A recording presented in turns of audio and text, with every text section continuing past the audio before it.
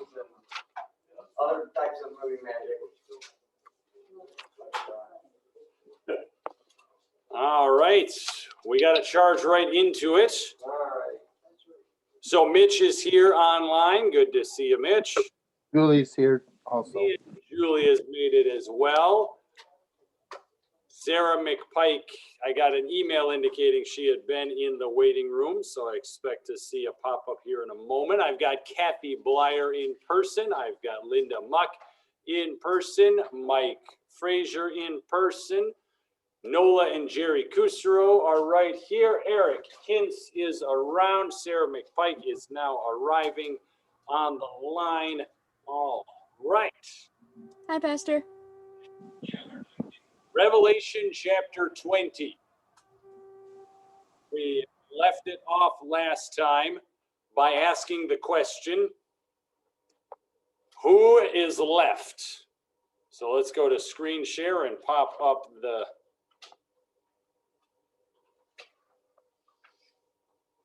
worksheet. You guys all got your worksheet? Okay, all right. And all those words of saying, let's get going. So in chapter 20, verse 1, John saw an angel coming out of heaven, coming down out of heaven. Let me just point out for us, we are into chapter 20. Can you even recall how many times John saw an angel coming down out of heaven by this time in his revelation? This has been happening over and over again. Sometimes the angels get described, a big mighty angel standing with 1 foot on the sea and 1 foot on the land. Other times getting described as holding this or wearing that or so on, where they came from. But yes, indeed, this angel coming down out of heaven, they have been, the image has been used over and over again to indicate here is something that comes from God, mediated by his agents. All right, so there we got the messengers doing their messenger work. Okay, so again, by now we should be used to, and good morning, Jess. And you should be used to angels mediating the works of God. All right, it is God's work being done. But then we get something, again, something we've seen in verse 1 here, but it's been a bit of a while. This angel is holding the key to the abyss and holding in his hand a great chain. So the abyss, he's got the key to it. If you recall from, let me read this to you from chapter 9, verse 1. That's where the abyss had previously shown its big, deep, dark trenches of fear and doom. And that was when a fifth angel sounded his trumpet, and a star that had fallen from the sky to the earth, and the star was given the key to the shaft of the abyss. And when he opened the abyss, smoke rose from it like the smoke from a gigantic furnace, and sun and sky were darkened by the smoke from the abyss. And out of the smoke, locusts came down on the earth and were given power like that of the scorpions of the earth. So previously, the earth, or the abyss, had shown up in chapter 9 there as the source of demonic torment. So here we have an abyss in his vision serving for us. This is the source of demonic torment.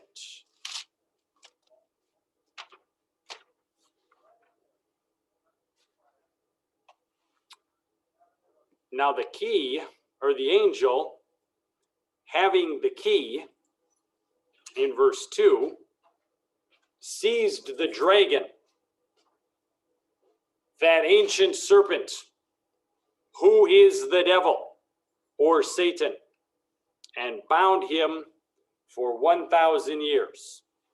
So you get exactly who is the other character. You've got the angel coming out of heaven. He's got the key to the source of demonic tormentors, and now is seizing that dragon. And who exactly is the dragon is not left to your imagination. Gets all his titles. The dragon from Revelation 12, the ancient serpent from Genesis 3, the devil from Matthew 4, Satan, what Jesus had pointed out for Peter he was serving as in, oh gosh, I want to say that was Matthew 16. So we know exactly who is getting seized here, the devil. But seized for 1,000 years. So what is symbolized by the 1,000 years? The angel symbolizes something. How's that? 1,000 years. No, it's forever and ever. It's a really long time.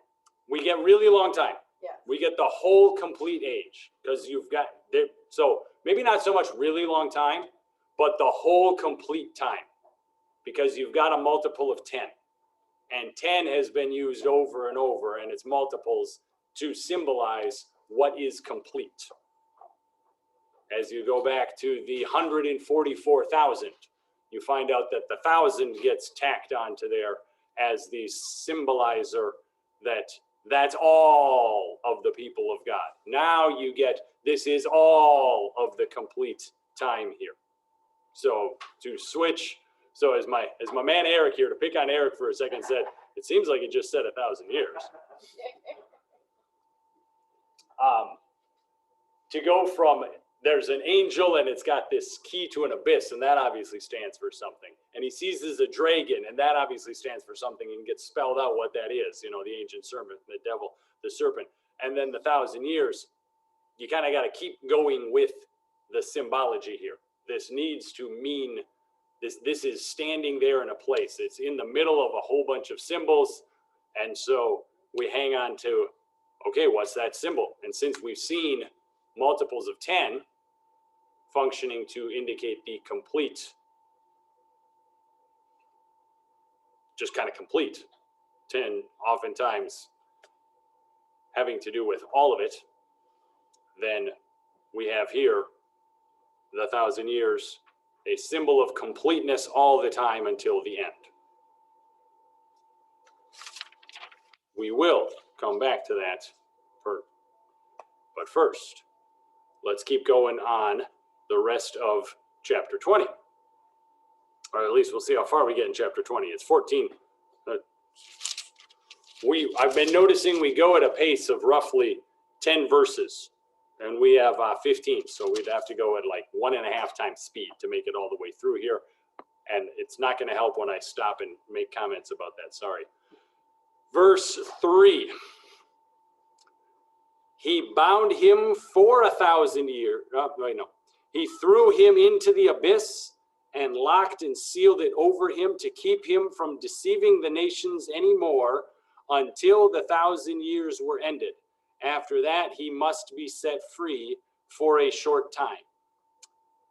This verse plays very well with what took place in chapter 12.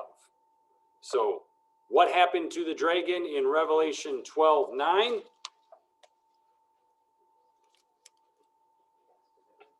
Thank you very much. Linda recalls the dragon was cast to the earth. So there's the dragon thrown down to the earth. Staying in verse chapter 12 and looking at the end of that chapter, what's the dragon up to at the end of chapter 12 and beginning of chapter 13?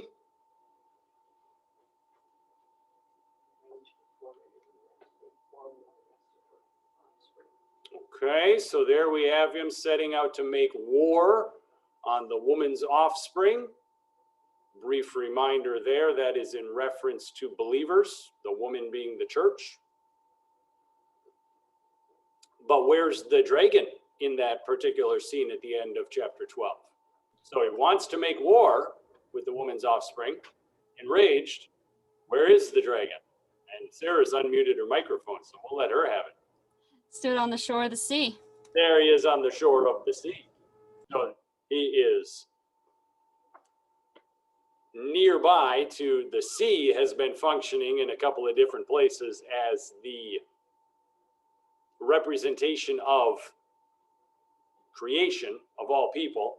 When the woman is sitting on the waters back in chapter 18, it's explained to John that the waters are the peoples, the nations, and all of this. So there is the beast standing on the shore of the sea, or the dragon standing on the shore of the sea looking to make war. But I had you go all the way into the second verse of chapter 13. What does the dragon do in chapter 13, verse 2? Or verses 1 and 2.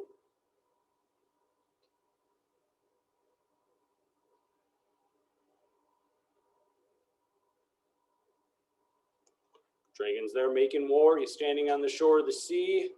And if you read all the way through 13:2, you see what the dragon gets up to.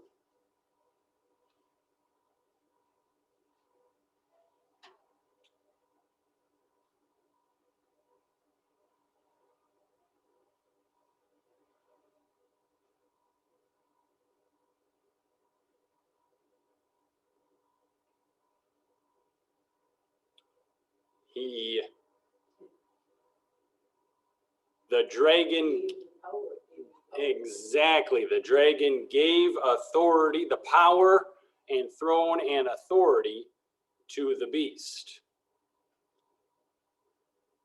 So the dragon's making war on the offspring. He's standing on the shore of the sea, and he gives his power and his authority, even his throne, to the beast in that vision there. Now I said what happened in chapter 20, verse 3 plays very well with what is described in the vision of chapter 12 and 13. Because again, to hear chapter 20, verse 3, the angel threw the dragon into the abyss and locked and sealed it over him to keep him from deceiving the nations anymore until the 1,000 years were ended. After that, he must be set free for a short time. We learn in chapter 12, verse 9, the dragon is cast down out of heaven where he had been accusing the children of God, accusing people before God. We saw that happening in the book of Job. So when Jesus ascended into heaven after his crucifixion and resurrection, the devil was no longer given that access to accuse people before God, but was cast out of heaven. And so you see there this binding in the abyss, and he can't do what he was otherwise supposed to be doing. But you say, wait a minute, he was enraged and making war and standing on the seashore and calling forth the beast in order to do this. Well, as we understand the rest, or the vision from there doesn't really talk about the dragon doing anything. The dragon gives his authority to the beast, and then we hear of all the insanity that the beasts get up to, because the dragon, being bound, as is described here in chapter 20, needs to work through the agencies of the beast that he calls from the sea, which would be representing manipulated human authorities, mostly governments and cultures, or the beast that he calls forth from the earth, representing manipulated religious authorities, being false religions or other such false ideas about who God is and what he has done. So since the devil, we learn here, is bound, he cannot freely work to do his war against the children of the woman. He has to have his beasts do it for him, has to have his agents do it for him. But what about this? After that, he must be set free for a short time. That's the end. The end when he will meet his end, which is just about to be described here. So you got the whole 1,000 years, whole bunch of stuff happening, or it's the whole scope of time from Jesus' ascension to his return. In other words, the time between his first coming and his second coming. And the devil is bound during that time, not free to work as he desires. But at the end, for that short little time, I mean, it says short time, so it had just said 1,000 years. That's a long time. So short time, something to be almost just not worried about at all, because he's bound up for the 1,000 years. But right at the end, short time, well, Jesus is in control. We're going to see what happens in that short time. And we have been seeing it in chapter 19.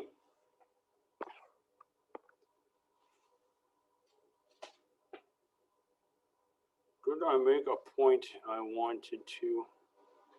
Yeah, no, not quite yet. All righty, so here we are in verse 4. I saw the thrones on which were seated those who had been given authority to judge. All right. Excuse me. Let's go ahead and read from Matthew chapter 19, verse 28. I saw thrones on which were seated those who had been given authority to judge.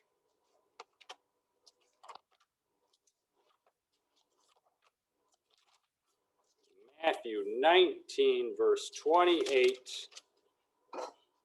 records Jesus saying something about his disciples. What does Jesus say about his disciples? Recorded in Matthew chapter 19, verse 28.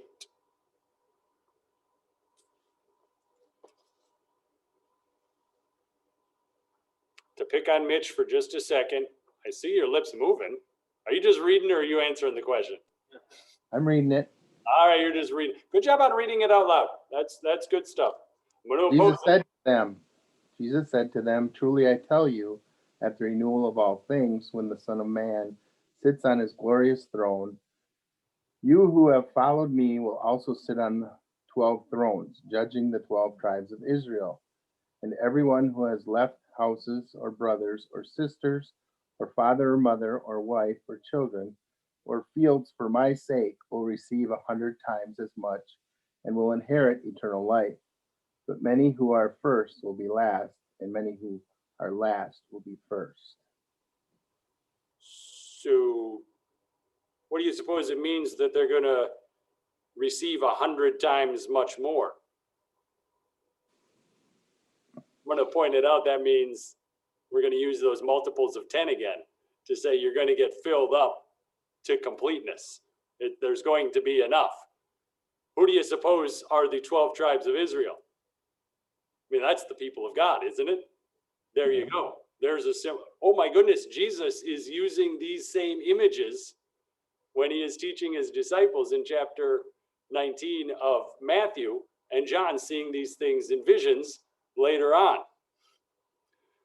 So, what will the disciples do at the renewing of all things? They will be sitting on thrones, judging the people of God. Sure enough, John sees in his vision thrones on which were seated those who had been given authority to judge. Who are they? They're Jesus' disciples. They're the ones who have believed. They are the ones whom he has called to faith and through whom he has sent forth his message to the whole world. What does Jesus say about his disciples in Matthew 19:28? They are the ones who are sitting on the thrones and judging. Staying in Matthew, is in just a moment, let me read this from Revelation 20, verse 4. And I saw the souls of those who had been beheaded because of their testimony for Jesus and because of the word of God. They had not worshipped the beast or his image and had not received his mark on their foreheads or their hands. They came to life and reigned with Christ 1,000 years. So what else does Jesus say about his disciples in Matthew 16?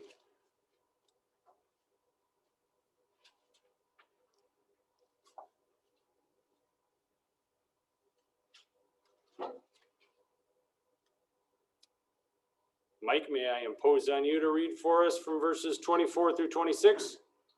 And Jesus said to his disciples, if any would come after me, he must deny himself and take up his cross and follow me. For whoever wants to save his life will lose it, but whoever loses his life for me will find it. What good will it be for a man if he gains the whole world, yet forfeits his whole soul? For what can a man give in exchange for his soul? Jesus says concerning his disciples, they will lose their lives for him and in that way receive them. Whoever wants to save his life will lose it, but whoever loses his life for me will find it. Jesus says about his disciples, they will lose their lives for him and find them. Before we go back to chapter 20, let's go forward another 10 chapters in Matthew and hear the end of the Beatitudes.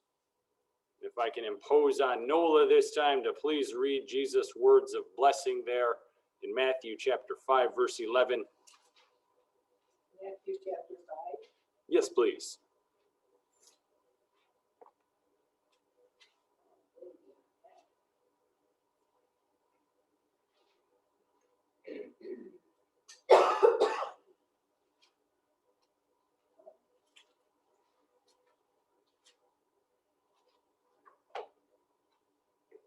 Okay, what verse? 11, please.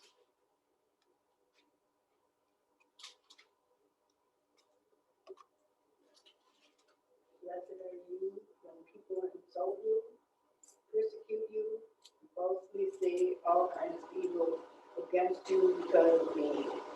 Rejoice and be glad, because great is your reward in heaven. For in the same way they persecuted the prophets who were before you. So in this moment, Jesus indicates to his disciples, you are blessed when you are persecuted for my sake.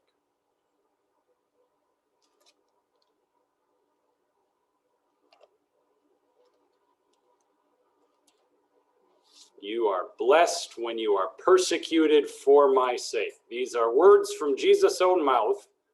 So with those having informed our minds and maybe even ringing in our ears, please hear again what John saw in verse 4 of chapter 20. I saw the souls of those who had been beheaded because of their testimony for Jesus and because of the word of God. They had not worshipped the beast or his image, had not received his mark on their foreheads or their hands. They came to life and reigned with Christ 1,000 years. Who did John see? He saw those who had been persecuted for Jesus' sake. They saw those who had lost their lives for him. He saw those who had been given that promise of a throne with which to judge the peoples. He was seeing the church in witness for Christ. So we come to this last sentence of verse 4. They came to life and reigned with Christ 1,000 years. I will explore with you two options for what it would mean for them to reign with Christ for these 1,000 years. In the first place, I would have us try, these are those who have died and gone to be with Jesus in paradise. That's one option. To reign with Christ for the 1,000 years would be those who have died and are with Jesus in paradise. This would fit well with what was declared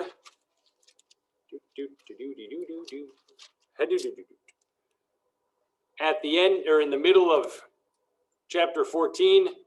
A voice from heaven said, "Blessed are the dead who die in the Lord from now on." So if these, whom John sees sitting on the thrones and whom John sees beheaded but now come back to life, those may be the souls of those who have died and are with Jesus in paradise. And I use that word in paradise because that's what Jesus said to the thief on the cross who called to Jesus, "Remember me when you come into your kingdom." And right before he died, Jesus said to him, "Today you will be with me in paradise." This would also be in mind from hearing Jesus' description of what happened to Lazarus the beggar when the time came for him to die and the angels carried him up to Abraham's bosom where he received good things. So to understand what John is seeing here, I think one option for us is that he's seeing those who have died and are in the nearer presence of Jesus. In paradise at Abraham's bosom, maybe. Seems a good option. We'll keep on holding on to that. Another option for us would be, these are people who have heard and believed the gospel all through the age of the church. That when he sees them sitting on thrones, he's seeing the ones who have heard and believed the gospel all through the age of the church. When he sees those who have been beheaded and brought back to life, he is seeing those who have heard and believed the gospel all through the age of the church. They have risked their lives, in some cases lost them, but this is in reference to all those. He is seeing all of them who have heard and believed the gospel. They have not worshiped the beast or his image. They have not received his mark on their foreheads. And so they have a part in the first resurrection, which we are about to hear about. So to read verses 5 and 6 and see whether or not we like one of these options better than the other ones, for what does it mean that they are reigning with Christ for these 1,000 years. Verse 5, well, you can pass right on through, no problem. Verse 5, the rest of the dead did not come to life until the 1,000 years were ended. This is the first resurrection. So now we've got to wrestle with, who are the rest of the dead? So if we're going to hold on to the first option given, that those who are reigning with Christ for the 1,000 years are those who have died and now are in the near presence of Jesus, then the rest of the dead would follow to be the souls of unbelievers after death.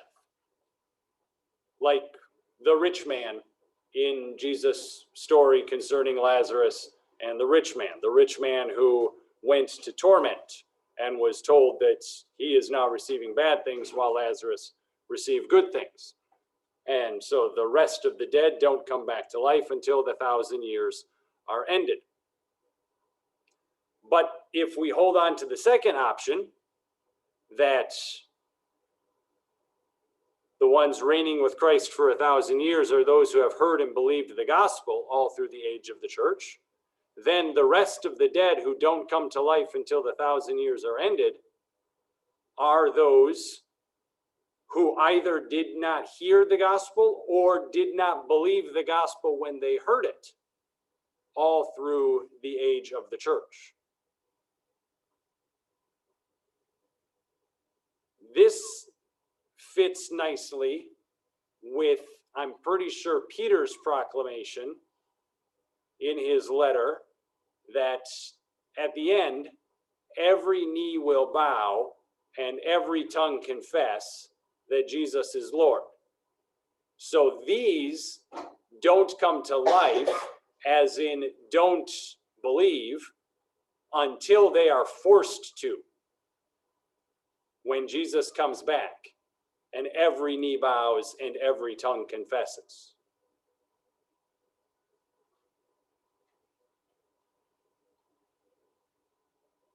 So the first resurrection, if we like the first option better, then the first resurrection follows to be, that's the soul going to be with Jesus at the time of death. What happened to the thief on the cross? What is described with Lazarus? If we like the second option, that reigning with Christ for the 1,000 years is hearing and believing the gospel, then the first resurrection is just that, the hearing and believing of the gospel. That is the first life, the first resurrection that we experience.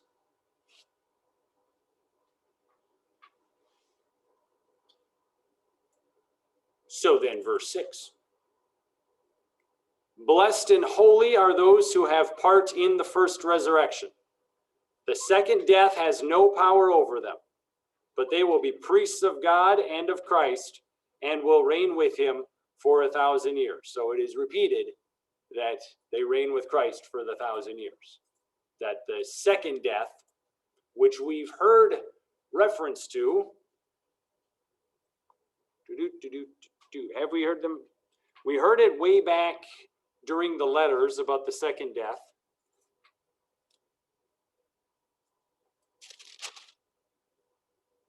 And okay, and we're going to hear about it at the end of this chapter, is where the second death is going to come back. So blessed and holy are those who have part in the first resurrection. The second death has no power over them, but they will be priests of God and of Christ, and will reign with him for 1,000 years. So between 5 and 6, does this verse favor one or the other of the previous options?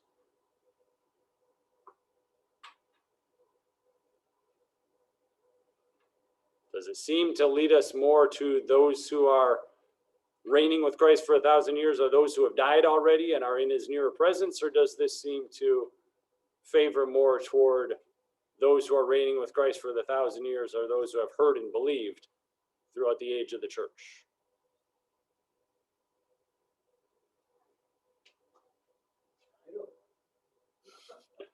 Nola astutely and honestly points out, I don't know. And frankly, Nola, I don't either. I think the second option is a little broader, because then it includes those of us who are going to survive until the end. Those of us who are left at his second coming. Whereas the first option kind of doesn't pay attention to those who are left on earth and are still alive during the 1,000 years. But the second option, like I say, a bit broader and would include both. So maybe I do prefer the second option, because you can't get to the nearer presence of Jesus until you hear his gospel proclaimed, until you hear him say, today you'll be with me in paradise, until Lazarus is carried up on the hands of the angels. The blessed from now on are those in the dead, because they are holding on to the testimony. We have lost our lives for his sake. So Pastor prefers the second option. Nola does too. Nola does also. And he kind of wishes he could presume on verses 5 and 6 to lead us to the second option also, but I think 5 and 6 might say, hey, you need to just keep on holding on to what I say, and I am quite certain we will be well served. And my man's going to go usher. I am. My man Eric's going to go usher. Fantastic. We're going to hang here for another 3 minutes. Even though the remaining meeting time tells me I got 7 minutes, I do want to honor at 10:15. But now I know only have 2 minutes according to that, so I better zip it. Okay. Verses 7 and 8.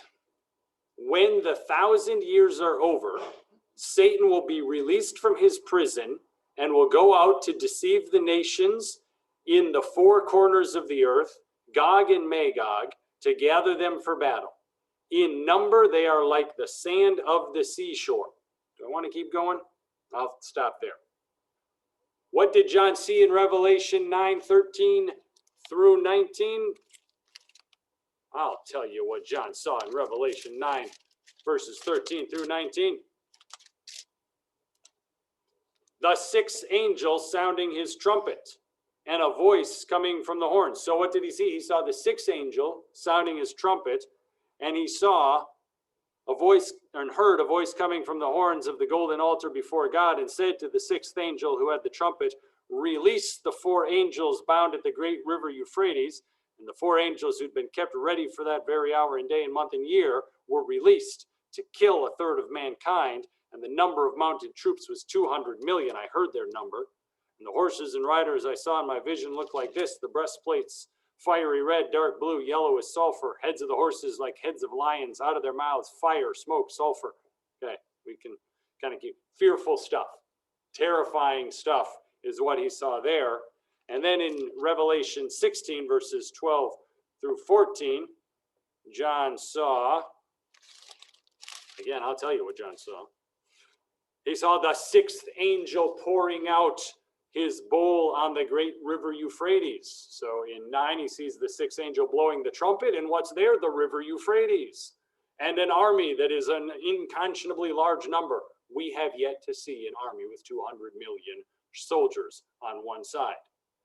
We have more than 200 million people. We've just never seen an army that big. And so he saw here in chapter 16, the sixth angel pouring out his bowl on the great river Euphrates, its water dried up to prepare the way for the kings from the east.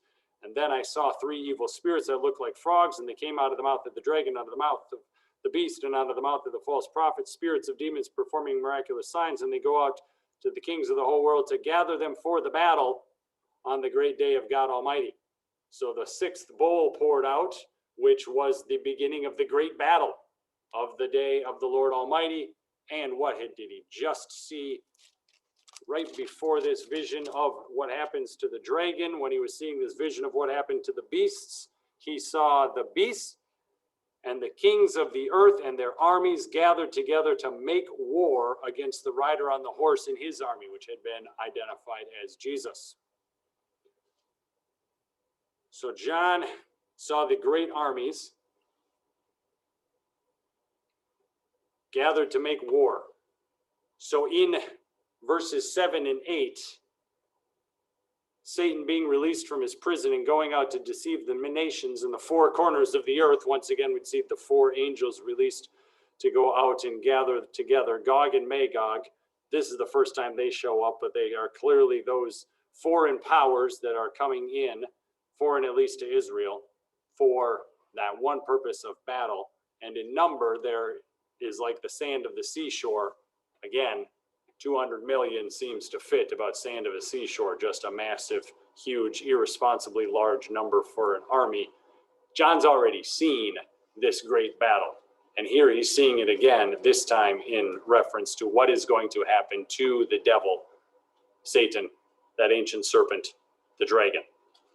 We didn't even make it through 10 verses this time. Man. All right.